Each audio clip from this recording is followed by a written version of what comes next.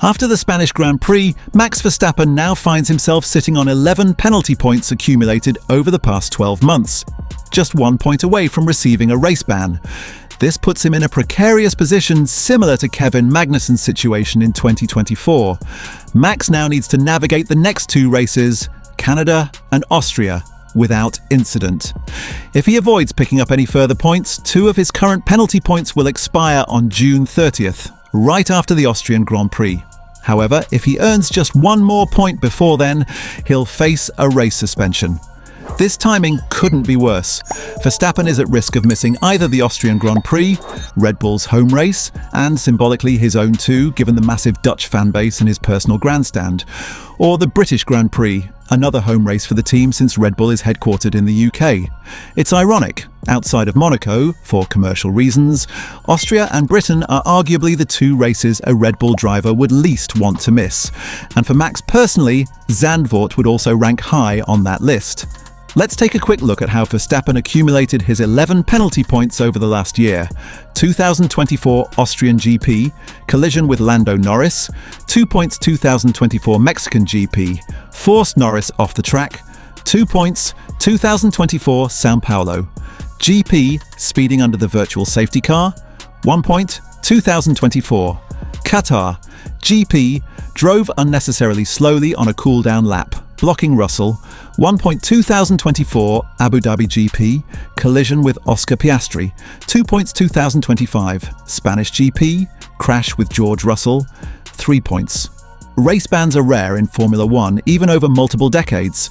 Kevin Magnussen's ban in 2024 was a notable exception, and now Verstappen stands dangerously close to becoming the next. After Spain, Max Verstappen now sits on 11 penalty points, just 1 away from a race ban, a scenario almost unheard of for a reigning world champion. If he can survive Canada and Austria without incident, 2 of those points will expire after June 30th. But if he earns even 1 more before then, he risks being suspended from either Austria or Britain, 2 races Red Bull and Max himself would least want to miss. The irony? Verstappen is the only driver truly able to handle the current Red Bull machinery. Without him, questions swirl. What would a Maxless Red Bull even look like? And Red Bull, owning 2 teams, would likely have 2 open seats if Max is banned, creating a rare and fascinating reshuffle opportunity. Who could replace Max? Isack Hadjar is the frontrunner. He's had a stellar rookie season at RB, especially bouncing back after his Australia crash. Mentally solid, strong in qualifying, and building momentum, he's caught the attention of the Red Bull top brass. But throwing him into the main team, even for 1 race, could derail that progress. He's still inexperienced in the Red Bull car, and Austria or Silverstone is a brutal test ground. Liam Lawson is another contender. He has recent Red Bull race experience and returned to RB this year, but he hasn't found form. His early season performance in Japan was shaky, and mentally, he doesn't seem race-ready. Red Bull may hesitate to drop him back into the fire, especially at high-pressure venues like Austria or Silverstone. Then there's a wildcard, Sergio Perez.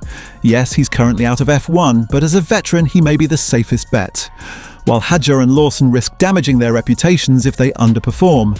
Perez has experience with the car, the pressure, and the expectations. He may not be race sharp, but he's less likely to implode under the spotlight. The bigger picture. Verstappen's possible ban isn't just a regulatory technicality, it's a potential crisis for Red Bull.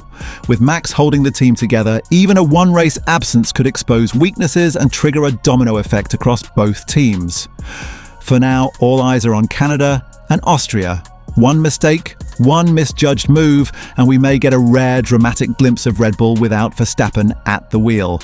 With Max Verstappen just 1 penalty point away from a race ban, Red Bull could face the unthinkable, racing without the only driver truly capable of extracting performance from their car. And if that happens, who fills the void? 1. Sergio Perez, the safe bet. Currently in talks with Cadillac, Checo clearly wants to stay in F1. Despite Red Bull ending his contract in 2024, the relationship remains amicable. He got a solid buyout and left on decent terms. For a one-off return, he'd be the safest option. Experienced, familiar with the team, and unlikely to crack under pressure. He wouldn't threaten the young driver's momentum and would give Red Bull stability during a crisis. It's a low-risk, high-reward move. Second, Valtteri Bottas, the outsider option. While unlikely, Bottas could be a smart stand-in. He's still race-fit, working as a Mercedes reserve and on standby for Aston Martin this weekend. No ties to Red Bull means minimal long-term complications. If he underperforms, no reputations are damaged. He's experienced, calm under pressure, and wouldn't cause media chaos. If Checo says no and Red Bull won't risk a rookie, Bottas is worth a look. 3. Isack Hadjar, the rookie with momentum.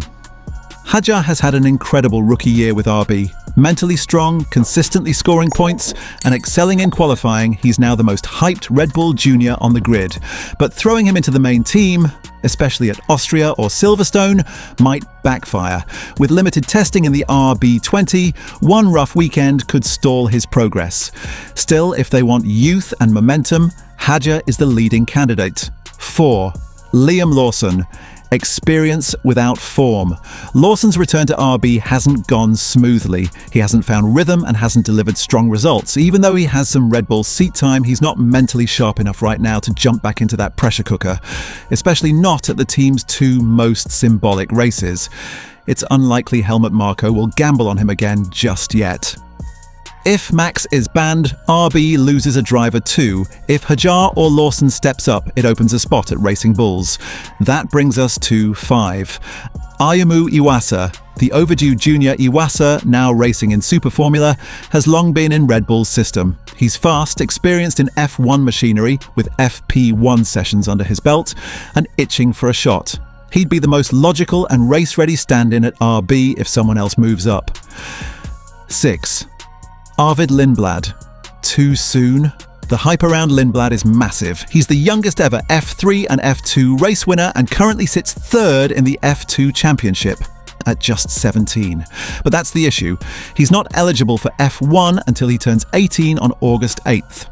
Red Bull has reportedly applied for an exemption with the FIA to let him race early, but it's still pending. If approved, it would be pure Helmut Marko chaos to debut him at RB, or worse, in the main Red Bull team. But don't rule anything out just yet. So what happens if Max gets banned? Red Bull faces a scramble. Play it safe with Checo, go bold with Hadjar, or dip into chaos with someone like Bottas or even Lindblad. Whatever they decide, one thing is clear. A Verstappen ban would shake the grid in a way we haven't seen in years. Let us know in the comments who you think should get the call up, and don't forget to subscribe for all the latest updates.